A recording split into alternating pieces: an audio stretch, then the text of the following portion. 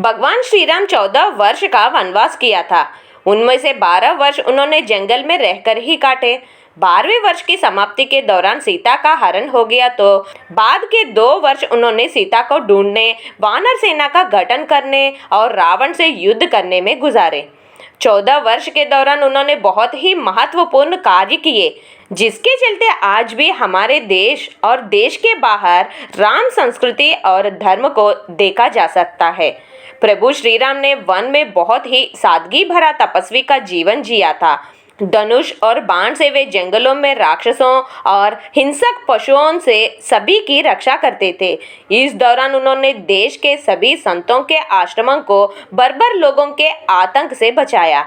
अत्रि को राक्षसों से मुक्त दिलाने के बाद प्रभु श्री राम दंडकारण्य क्षेत्र में चले गए, जहां आदिवासियों की बहुलता थी। यहाँ के आदिवासियों को बाणासुर के अत्याचार से मुक्त कराने के बाद प्रभु श्री राम 10 वर्षों तक आदिवासियों के बीच ही रहे। उन्होंने वनवासी और आदिवासियों के अलावा निषाद, वानर, मतंग और रीछ समाज के लोगों को भी धर्म, कर्म और वेदों की शिक्षा दी। वन में रहकर उन्होंने वनवासी और आदिवासियों को धनुष एवं बाण बनाना सिखाया, तन पर कपड़े पहनना सिखाया, गुफाओं का उपयोग रहने के लिए कैसे करें ये बताया और धर्म के मार्ग पर चलकर अपने रीति रिवाज कैसे संपन्न करें यह भी बताया।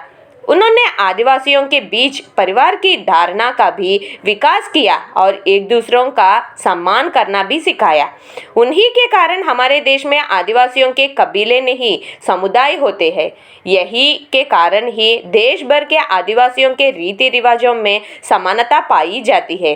भगवान श्री राम ने ही सर्वप्रथम भारत की सभी जातियों और संप्रदायों को एक सूत्र में बांधने का कार्य अपने 14 वर्ष के वनवास के दौरान किया था। एक भारत का निर्माण कर उन्होंने सभी भारतीयों के साथ मिलकर अखंड भारत की स्थापना की थी। भारतीय राज्य तमिलनाडु, महाराष्ट्र, आंध्र प्रदेश, मध्य प्रदेश, केरल, कर्नाटका सहित Nepal, Laos, Cambodia, Malaysia, Cambodia, Indonesia, Bangladesh, Bhutan, Sri Lanka, Bali, Java, Sumatra और थाईलैंड आदि देशों की लोक संस्कृति व ग्रंथों में आज भी श्री राम इसीलिए जिंदा है।